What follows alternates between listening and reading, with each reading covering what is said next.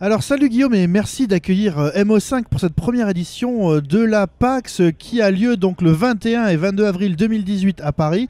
Ça nous fait très plaisir, nous MO5, d'être associés à cet événement populaire et surtout par les joueurs, pour les joueurs, hein, c'est même écrit sur les kakémonos. Du coup, première question qu'on voulait te poser très naturellement serait de savoir comment était prise la décision de tenir une PAX à Paris.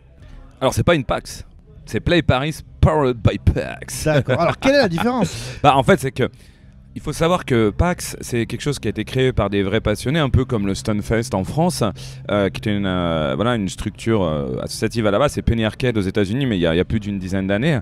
Et ça a grossi, c'est devenu énorme aux États-Unis avec des vraies communautés où ils avaient vraiment l'idée de... C'était, quand on dit by gamers for gamers, c'était vraiment, on veut kiffer entre communautés, sauf qu'à l'américaine, ça a vraiment grossi, c'est devenu énorme. Donc ils rigolent zéro avec les communautés. C'est vrai, c'est devenu gigantesque. Et puis un beau jour, il y a Reed Pop, qui a un label pop culture de Reed Expo. Ils sont connus, vu que c'est Comic Con, c'est eux, Star Wars Convention, c'est eux. C'est du lourd. À peu près tout, c'est eux, en fait. C'est les numéros 1 mondial, de toute façon. Reed Exposition, c'est les numéros 1. Ok. Et du coup, ils ont racheté PAX, qui est organisé par Penny Arcade, mais ils ont eu, je pense, l'intelligence d'esprit de laisser Penny Arcade aux commandes de son show. Et donc, PAX, aux États-Unis, c'est produit, on va dire, par Reed Exposition, mais c'est les équipes de Penny Arcade au content, aux commandes, à la production XZ de l'événement, et ils font le merchandising, enfin bref. C'est bien parce qu'ils ils ont pas genre absorbé le truc, vous allez faire ça. Ils ont laissé à la communauté, juste ils lui ont donné plus de moyens en leur disant allez-y. Un peu comme quand on est chez Red Bull et qu'on peut faire le Red Bull Comité. Ils ont dit à la communauté allez-y, avec la prod Red Bull. Donc tout de suite ça monte en gamme. Donc c'est monté en gamme. Et il faut imaginer que PAX aux États-Unis, c'est plusieurs festivals à plus de 150 000 personnes dans l'année, mais il n'y en a pas qu'un. Donc ça commence à faire beaucoup. Et l'idée c'est que PAX, c'est donc Penny Arcade qui organise. Donc quand ils vont le faire à l'étranger, par exemple dans un pays anglo-saxon comme l'Australie, c'est toujours PAX. Mais c'est toujours Penny Arcade des États-Unis qui va en Australie. Mais il se trouve que le content manager Worldwide est australien, donc ça aide en fait. Forcément, ouais. Mais surtout des pays anglo-saxons. Quand ils ont décidé de s'installer en Europe et avec la France en premier, je pense que c'était une bonne idée, ils ont eu l'autre brillante idée de se dire ça sera pas la même chose. C'est-à-dire que la façon dont est fait le festival aux États-Unis avec les racines du jeu vidéo américain, tu peux pas mettre les mêmes équipes qui débarquent et font la même chose en France parce qu'on n'a pas exactement les mêmes racines, même s'il y a des choses communes. Et c'est pour cette raison qu'ils ont décidé, ils ont inventé, mais pas que pour nous, je précise, ils ont inventé le label Powered by PAX. Powered by PAX, ça veut dire que c'est toujours organisé par Reed Exposition, mais c'est le Reed Exposition local. Donc ce n'est pas Penny Arcade qui débarque en France pour l'organiser, mais il laisse Reed Expo France l'organiser sous couvert et des conseillés par les teams américains, d'où le Powered by PAX. Mais d'où c'est un autre nom, parce que si ça s'était appelé PAX, c'est légalement parlant les teams américaines qui auraient dû l'organiser. Donc c'est pour ça qu'ils ont créé ce spin-off pour laisser aussi aux Français en disant faites votre truc, parce que c'est comme par exemple s'ils allaient au Japon, ça aurait aucun sens que ce soit PAX Tokyo, parce que tu ferais pas le même festival qu'aux États-Unis et les équipes américaines elles sauraient pas faire un salon pour plaire aux Japonais. Et donc ils se sont dit que pour plaire au public français et européen, faut concevoir, en tout cas pour les pays non anglo-saxons, faut concevoir le show relativement différemment. Voilà l'explication réelle. Ouais, parce que par exemple, il faut le dire pour les gens qui le sauraient pas, par exemple, les Penny Arcade Comics, qui sont des comics donc en 3 des webcomics, très connus aux États-Unis qui cartonnent. Si tu es lecteur européen de ces trucs-là, il y a la moitié des trucs que tu comprends pas, mais clairement pas. Ça. Parce que la moitié des blagues tournent autour de Halo, déjà, faut le savoir.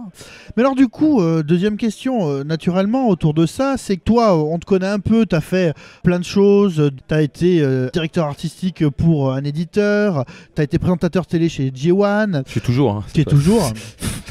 T'es toujours tout ça. Mais on sait pas si les gens écoutent ça dans 25 ans peut-être, on sait pas. T'as sorti un nouveau manga dernièrement, donc sur le Versus Fighting. C'est vrai. Comment est-ce que toi tu t'es retrouvé à la tête de ce truc-là? Est-ce que t'as eu des contacts? Ah non, je vous raconte la véritable histoire qui est assez incroyable. Sauf que moi j'ai un pote d'enfance qui s'appelle Thomas Sirdek, qui est un des cofondateurs de Japan Expo. On faisait les premiers festivals ensemble, Salon de l'Imaginaire, des choses comme ça au début des années 2000. Bref, c'est un super pote. Et l'été dernier, il vient me voir et il me dit voilà, nous on connaît bien parce qu'on fait des choses avec eux. Ils font Comic Con déjà, les équipes de Reed, Comic Con Paris. Et ils m'ont dit voilà, ils recherchent quelqu'un pour essayer d'installer le Play Paris Powered by PAX en France. Parce qu'ils savaient que je suis dans le jeu vidéo, que je suis à fond dans le rétro et que je suis à fond dans les trucs communautaires un peu différents différents comme la Arcade Cup par exemple, que si je fais sur la JVTV. Et c'est pour ça qu'ils sont venus vers moi. Ils m'ont dit ouais, est-ce que ça pourrait t'intéresser? Au début je savais pas trop, puis ils m'ont dit voilà, ils veulent faire un festival communautaire en France pour faire kiffer les communautés du jeu rétro, mais pas que d'ailleurs, et faire plaisir. Et dans ma tête je me suis dit ça fait longtemps que je voulais revenir dans l'événementiel en fait, mais je me disais, à Paris, c'est pas comme en province. Tu peux pas faire un salon, ça coûte une fortune de faire un festival. Pour ça qu'à Paris, regarde, t'as Japan Expo, t'as Paris Games Week, t'as Paris Manga, mais t'as pas de petite convention, entre guillemets. Parce que jamais. C'est pas possible. C'est financièrement, tu peux pas. Parfois en province, ils peuvent se faire aider par la mairie, sur des palais des congrès, des choses comme ça. Paris, je vous dis le prix dans l'endroit où on a la Grande Halle de la Villette, voilà. Donc ça ne peut être que des grosses boîtes. Et je me suis toujours dit, mais faire un salon avec une grosse boîte, le problème, c'est que je vais arriver, je vais leur dire, voilà, je veux qu'il y ait les gars de MO5, c'est eux qui ont la plus grosse surface, je veux les gars d'HFS, et on va tous se mettre et puis on va faire une scène pour faire les Retro Gaming Awards. Ils vont me regarder, ils vont me faire non mais vas-y, fais venir le stand de Sony, fais venir le stand de Nintendo et tais-toi. Voilà. Et eux ils ont tout de suite dit, je leur ai dit tu ferais quoi si vous êtes salon? Je fais ça, ça, ça et ça. Moi je pensais ils vont me dire vas-y, sors de là. Ils m'ont dit ouais c'est ça qu'on veut. Je fais ah ouais. Et si je fais ça, ça, ça et ça fait ouais c'est l'esprit pack, c'est mortel. Je fais bah d'accord. C'est vraiment passé comme ça. Hein. Bah déjà j'avais pas le choix, je pouvais pas dire non. Bah pour le coup, c'est vraiment un truc de joueur par des joueurs puisque. On a eu carte blanche, aidé en plus par la prod des Américains sur divers sujets. Alors bon, tu t'en as parlé au début que aux États-Unis c'est un truc très carré. Il y a une culture PAX quelque part d'une certaine manière. Si vous voulez donc un event qui permet la rencontre des gamers avec les tournois sur les jeux récents, la découverte du public avec des assos comme nous, comme MO5, comme la RGC, comme Savoir Retro Games. Mais du coup, selon toi, précisément, l'expo Play Par X Powered by PAX. Faut tout le dire maintenant, c'est très compliqué avec TCP parce que donc tu parlais des différentes conventions et on est quand même sur un échiquier relativement concurrentiel. Comment toi tu places ta convention par rapport aux autres? Il y a une différence. En fait, tu as deux, trois grandes typologies de conventions en France. Tu as un gros à part comme Paris Games Week, mais c'est très particulier. Le syndicat des éditeurs, on a de la chance, mine de rien, d'avoir en France un salon aussi gros, avec les beaux éditeurs, qui peut représenter l'industrie. Je trouve qu'on a vraiment de la chance d'avoir ce salon, mais pour moi, c'est pour un certain grand public, et c'est très très bien que ça existe, et c'est très important pour la scène jeux vidéo. D'accord. Mais c'est pour un certain public, pour un certain âge, etc. Aussi, tu as des conventions qui sont très bien en province. J'adore à l'Animasia, je suis évidemment un énorme fan du Stunfest. C'est souvent organisé par des associations, etc. Ce qui est intéressant dans ce schéma, c'est qu'on est entre les deux. C'est que ça permet d'avoir les moyens de production, comme tu vois la scène derrière, on a fait ces choses-là. Il faut savoir que les assos qui viennent ici, c'est des prestations. Ils sont considérés par nous comme des prestataires parce on sait que les assos, tu peux pas te payer de salaire, non, enfin tu pourrais d'ailleurs, mais tu peux pas payer de dividendes dans une association, c'est un but non lucratif. Mais ces assos, elles se déplacent sur des salons, tu vois, elles ont des problèmes de budget, elles ont des problèmes de déplacer des camions. Moi si je dis à HFS ou même à MO5, les mecs vas-y, couvrez 800 mètres carrés, amenez toutes vos bornes, mais vous payez le camion, vous payez. T'as un moment, ok les mecs font ça bénévolement, mais tu peux pas plomber le budget d'une assos. Et donc l'idée que je me suis dit, c'est que je veux pouvoir permettre à toutes ces assos, à toutes ces structures de leur dire, les gars on y va, faites ce que vous avez toujours rêvé de faire et on met des moyens de prod. On met des moyens de prod et on y va. Sous-entendu, c'est comme faire une sorte de... Effectivement, ça part de l'idée d'un festival, ce n'est pas un salon ou une convention, mais avec les moyens de prod beaucoup plus élevés que pourrait évidemment se permettre un salon normal. Et en mettant aussi, par exemple, nous on met énormément les jeux indés en avant, par exemple. Voilà, donc ça c'est des choses où on va forcément se différencier et pour aller en plus dans cette direction. Donc on peut mettre des moyens de prod en diffusion, sur la scène, pour faire venir des assos. Je prends par exemple First Attack, ils viennent de Morlaix, mais ça me faisait plaisir de les avoir et c'était important pour cette communauté. Mais ils pourraient pas aller, ils n'auraient pas les moyens d'aller peut-être dans d'autres conditions ailleurs. Donc mon but c'est aussi de donner cette parole à toutes les communautés, sans oublier, évidemment, parce que c'est MO5, je parle de jeux vidéo, mais le tabletop et le board game, c'est quelque chose de très très important pour les PAX. C'est-à-dire que c'est vraiment tous les univers du jeu, et c'est la volonté de réunir tous les univers du jeu aussi pour que les gens découvrent un peu autre chose. C'est pas que jeux vidéo. Bon là, c'est un podcast jeux vidéo, mais voyez-vous, il y a bien l'idée. Tu considères les associations qui viennent à la Play Paris comme partie intégrante de ton salon, alors que sur certains autres salons, ce serait peut-être un peu plus dans l'idée d'avoir des prestataires au rabais, quoi, pour parler clairement. Ah non, ça n'a rien à voir, c'est la programmation de mon salon. Ce que fait MO5 sur salon, mais il n'y a aucune société qui peut le faire. Et si MO5 était une société, je les paierais comme une société. C'est pas une histoire d'argent là, on parle, c'est une histoire de ce que ces mecs peuvent faire. Et il y a d'autres sociétés ici qui font des prestations d'animation pour nous, c'est des sociétés, c'est pas la distinction et on paye la même chose, association ou société. Faut savoir qu'une association, Tu peux la payer, hein. C'est juste que Ouais. les gens peuvent pas verser de dividendes, mais techniquement parlant, une association peut te facturer. Voilà. Nous, on fait pas de différence là-dessus. Si tu regardes la surface ici, ce qu'on appelle l'expo floor pour les stands est petit, et c'est volontaire, 80% du salon. Nous, on veut que ce soit des espaces d'animation. C'est un festival. Moi, je veux contrôler ma programmation. J'ai rien contre les salons boutiques. J'ai rien contre eux. Ils ont le droit d'exister. Les gens y vont. Ils adorent. Y a pas de souci, il y en a pour tous les publics. Mais nous, on n'aime pas ça, et on n'aime pas ça chez PAX. Et ce qu'on veut, alors ça veut pas dire que je n'aime pas les boutiques, mais par exemple, si j'ai des boutiques qui viennent, vous remarquerez qu'à par exemple, il y a Pixelec, ils vendent du jeu PAL rétro. Et Arcade, ils vendent du jeu Jap rétro. Parce que je donne les exclusivités à chaque boutique. Donc il y en a une qui a l'exclusivité rétro PAL et l'autre qui a l'exclusivité Jap. Donc je veux des boutiques, mais je veux ce que j'estime être ce que j'aime beaucoup avoir en boutique et qu'ils soient pas 150 à vendre la même chose et à vendre les mêmes produits. Donc il y a toujours des boutiques, c'est pas ça la question. C'est que un festival, ce qui compte, c'est sa programmation. Que ce soit les scènes, que ce soit les conférences, voilà, c'est tout. Ok, d'accord, on voit bien le truc. Et est-ce que tu sais déjà si c'est prévu que la PAX soit récurrente ou ça va dépendre du succès de cette première édition? Alors, c'est dur, tu vois, le samedi est pas terminé, c'est dur de s'engager ou de dire quoi que ce soit. Et je te dirais quand même que j'ai un patron chéri d'exposition.